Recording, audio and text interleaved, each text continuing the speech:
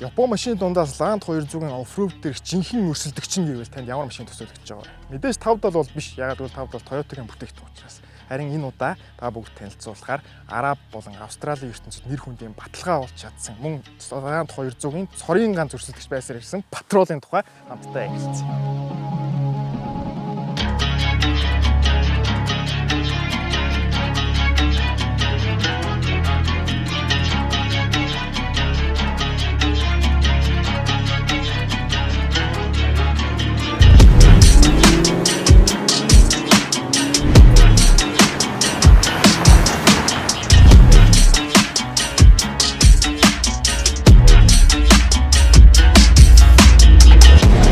Бол хамгийн 2010 онд нэлээд тийм бандгар хэв загвартайгаар гарч ирсэн байдаг. Яг гэсэн хараад үзэх юм бол 200-аас ч илүү бандгар гэж бол хэлэхэд болно.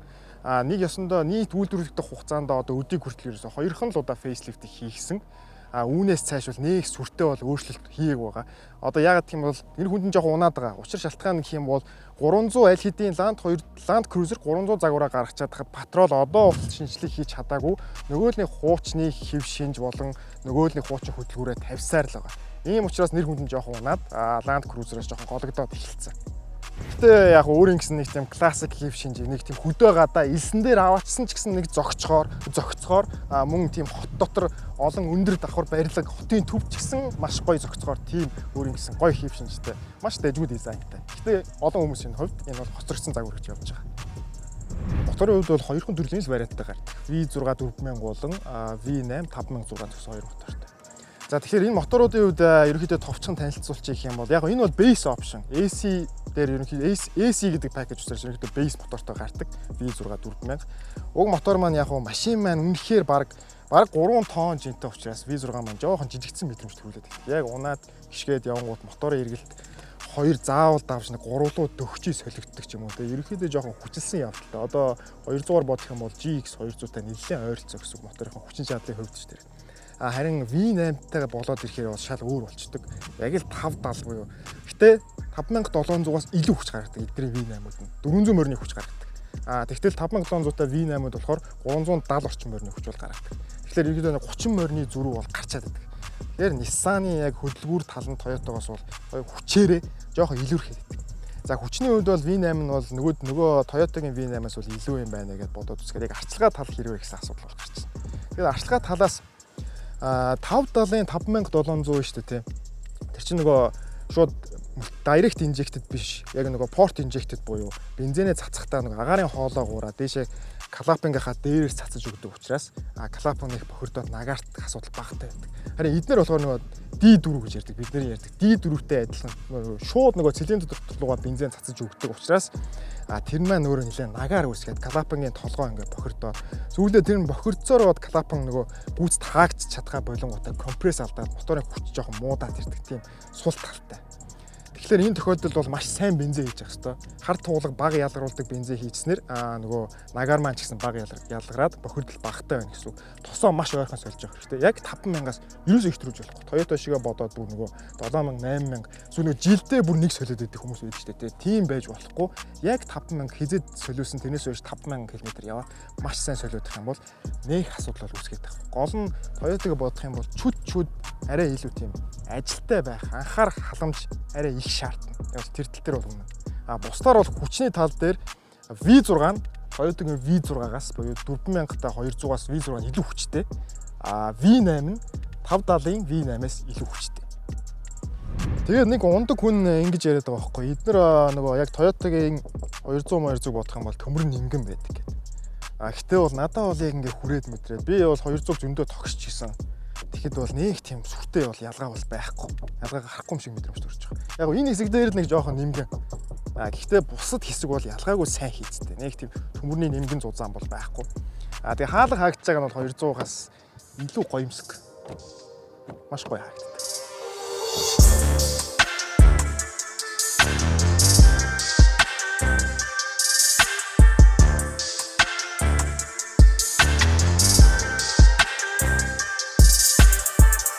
За ороод ирээс суудсан байхад Nissan бол ер нь их өөрийн өрмөц хэв шинжийг хадгалсан тийм өрмөц дизайнтай байдаг. Ер нь Nissan-ы өөр машинуудыг унжсэн хүмүүс амтахгүй мэднэ. Харин Toyota юм уу Lexus унжаагаад Nissan руу орохоор жоохон тийм дасч өгдөггүй нэг тийм арай өрмөц мэдрэмж төрүүлээд байдаг.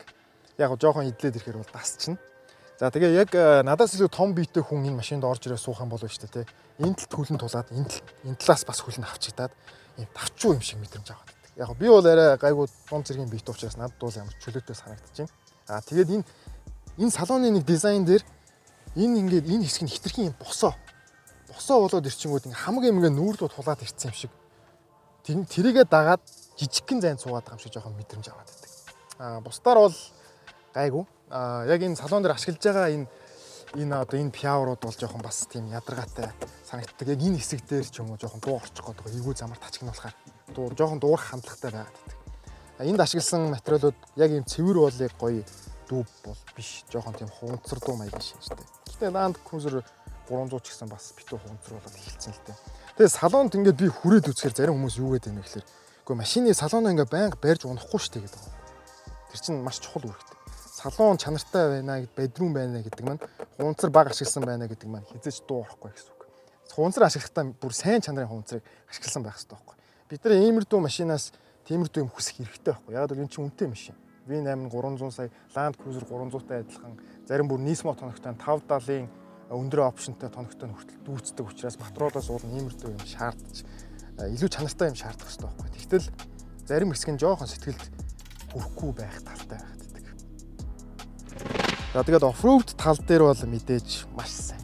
Ягаад гэх юм бол бүх төрлийн шаардлагатай зүйлс нь байгаа. Түүхийн дифференциал, цасны горим, чулуу хадны горим, мөн тэгшин гадаргуугийн горим, илсний горим, хойд бөхсөө төгждөг тракшн унтраа засах, мөн уруудах үеийн горим, дөрөв хай, дөрөв лоо гэх мэт оффроуд дээр шаардлагатай бүхий зүйл нь байгаа учраас оффроуд зам дээр бол маш сайн ер нь гүйцэтгэлтэй байж чаддаг. 570 болон 200-аас бол дутаадах юм бол баг байдгүй. Жоохон хитрхийн гүпэр нь хитрхийн урагшаага загвартай байдаг учраас тэр л жоохон ойн урдаа нэг тэгж тулчих гаддаг. Бусдаар бол яг тийм опшн талаасаа оффроудын потенциал нь бол нэлээд сайн.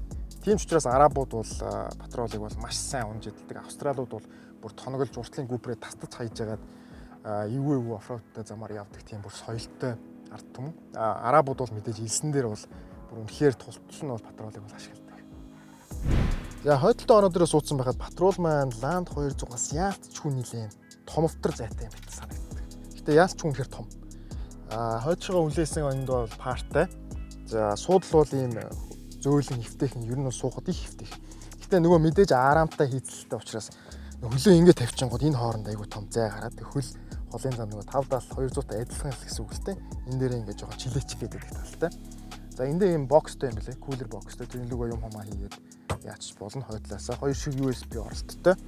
За тэгээ салооны энэ хэсэг жоохон хумдсар талтаагаас гадна яг энэ дээдлийн энэ хэсэг шүү дээ. Жоохон хямдвтар материал ашигласан нь бол хараас илт байдгийг хүрээд үзэхэд. Яг хаа нүдэнд бол нүдээр харахад бол эвтэйх нэг мэдэгдэхгүй. Гэхдээ яг бариад үзэнгүүт одоо нөгөө яг 200 ашигладаг материалаас жоохон доогор материалаар хийсэн байдаг. За бусдаар бол нэх хөвлөдөх юм байхгүй. Зай бол мэдээж хамгийн чухал зүйл бол зай. Зай нь бол хамаагүй илүү саруулхан, тийм өргөн, их эвтэйх юм бол мэдрэмж төрүүлдэг. За хойдлын багаж бол угаасаа нэг яриад байгаа юм байхгүй. Маш том зайтай, хангалттай даангарав. Тэгэхээр ер нь бол нэг 200 интерес бол дутаадах юм байхгүй. Бараг том байна уу гэхээс жижигхэн бол байхгүй. Хангалттай юм аягаад аваад явчихна. Багажийн тал дээр угаасаа нэг юм яриад байгаа юм байхгүй гэж бодож байна. Энэ дээр ийм нэмэлт ийм 120 вольтын оролттой, 12 вольтын оролттой. За шинээр нь авах юм бол ийм оффроуд киттэй ирдэг юм лээ. Дотроо нөгөө юу дугуй нөхөс, тэгээ мөн чирх олс, мөн нөгөө элсэн дээр гацсан үед нөгөө дугуйн доороо ивж яагаад гарах зорилттой иймэрдүү зүйлстэй бол хамт ирдэг. Бусдаар бол тэгэл ерөөсөө том.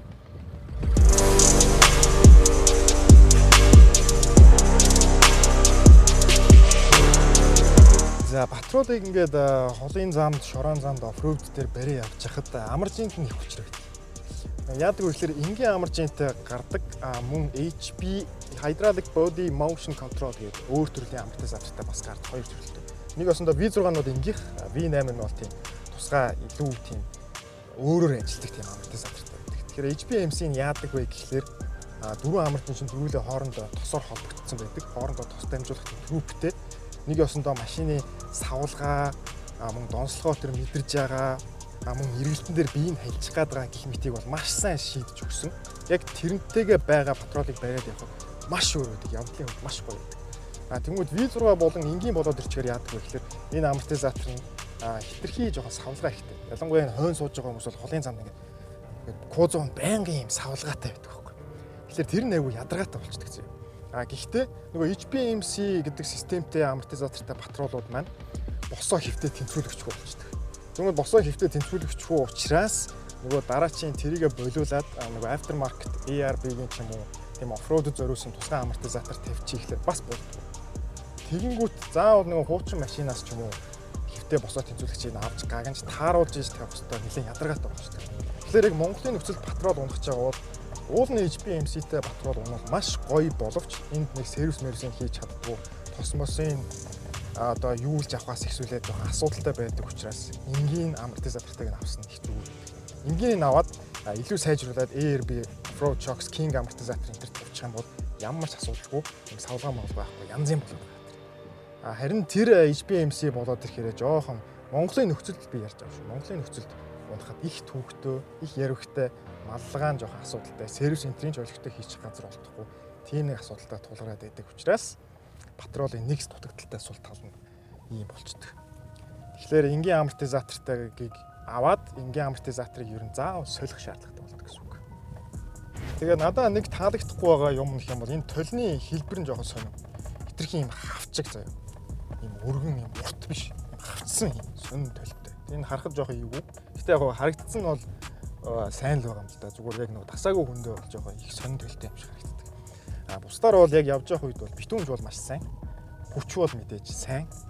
Тэгээд нэг сүртэй нэг тийм дуу шуу ороод дуурж муураад бол байхааргүй тав тухтай намблаг явдалтай гэх мэтчлэн ер нь бол нэг тийм унж байгаа хүмүүсээ болон хойно явж байгаа зорчигчтой бол сүртэй нэг ядраагаад бол байхааргүй. Яалтчгүй сэвэтэл байгаа юм л та шорон зам дээр. Би бол бид нар одоо шорон зам дээр явж байгаа нэлээд унтай давантай. Гэтэл бол яалтчгүй сэвэн бол мэдрэгдээд байгаа байхгүй. Гэтэ мэдээж өндөр машины нэг сайхан тал нь бол хизээч тулна гэж яахгүй. Оноо мордуулаад явсан ч доотл кастраа цохно гэсэн айдас байхгүй. Учираас маш сайхан явдаг. Хүч бол нэг тийм дутсан юм бол мэдрэгдэхгүй. Яг ингээд үндсэн хүчээ нэгэнт аваад явцсан үед. Харин яг тулсан газар бол нөгөө яг эргэлт нэг матсаар байгаа зүтгүүсээр байгаа хий эргүүлсээр байгаа гарах тохиолдол байдаг шүү дээ. Тэрэн дээр бол V6 жоохон жолддог. Яг тэр тохиолдолд бол V8 маш сайн мацах чадвар бол маш сайн байдаг учраас хамаагүй илэрхдэг. Тэгээд 4000-тай мотортой нь болохоор 5 шатлалт автомат хорогтой. V8 нь болохоор 7 шатлалт автомат хорогтой. Тэгэхээр мэдээж нөгөө V8 маань шулуундаа илүү бага бензин зарцуулаад эхэлдэг. Хот дотор бол баг нэг ялгаагүй дээ.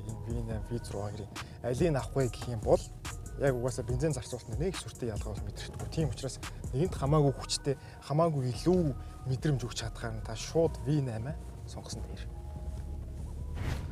Тэгээд ер нь Nissan-ы машинууд унж байгаа хүнд, патрол унж байгаа хүнд нөгөө Toyota-га бодох юм бол сэлбэг бол жоохон асуудалтай. Хүрсэн газраас пад гээл очиод авчих тийм сэлбэг бол жоохон байдаг байхгүй. Заавал урьдчил захиална, ярина, тэр байна уу, энэ байна уу гэж сураглана. Тэрнтэйгээ холбоотой жоохон Toyota-г бодох юм бол нэг юм нэвтрлэхэд олддгүй. Тэр нь их ядаргаатай болчдөг. Гэхдээ олдлоо гэж бодоход айгүй үнэтэй байдаг. Жишээ нь та нар дилер миллерээс зүгээр нэг агаар шүүгч ямар амар үнэтэй байдаг гэж бодчих. Би үнийг нөхөө шууд хэлчих болохгүй байх л да. Гэхдээ бас арай л дэндүү үнэтэй. Нэг агаар шүүгч нь шүү дээ. Моторын зүгээр нэг агаар шүүгч. Тэгэхээр тэрийг барыг захиад авцсан хямдхан тусдаг. Тэгээ ер нь жоохон гамттай байх хэрэгтэй. Ягаад гэвэл та сэлбэгчин талах шиг л Toyota-гийн талах шиг л энэ тэмдгүүд зарагдж идэх учраас аль болох гамнаж унах, илүү хайрлаж унах, илүү их арчилж унах шаардлагатай болдог. Toyota-г бодвол ялчгүй маягтай. Тэгэхээр нэг талаараа патрол унах гэдэг бол хариуцлага.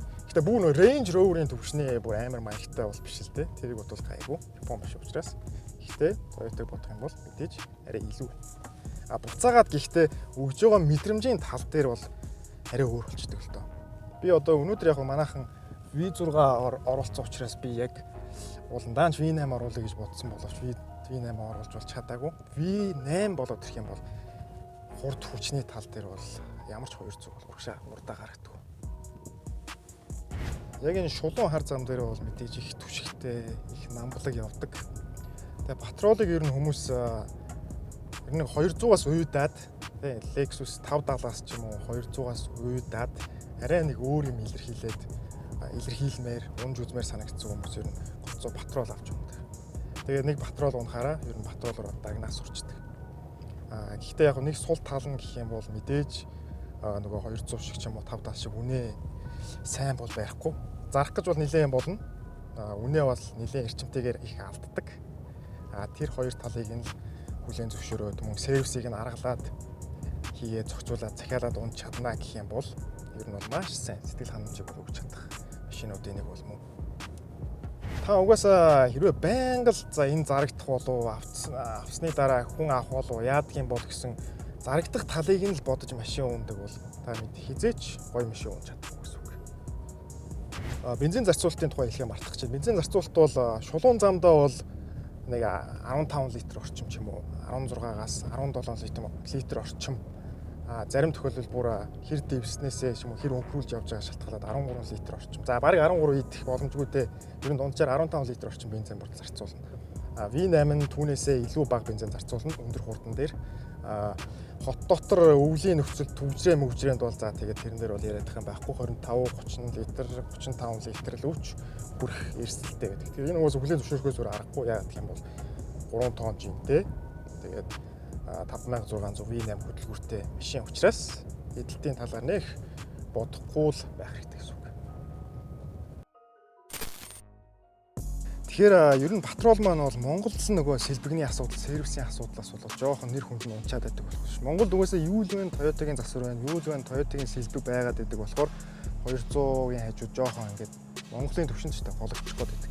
Гэхдээ энэ бол тийм муу машин биш. Хамгийн гол нь сервисээ цаг тухайд нь хийгээд тусмааслаа цаг тухайд нь солиодох юм бол энэ чинь арабууд биш тийм энэ машиныг бүр үнэхээр тусал нь орилуулаад тусал нь уулан дээр гаргаад илсэн махан дээр хийгийг эргүүлээд байж болох лимит тэр халуун 50 60 70 градус хүртэл халдаг тэр газар тусал нь хадалсаар байхад яахчгүй байгаа.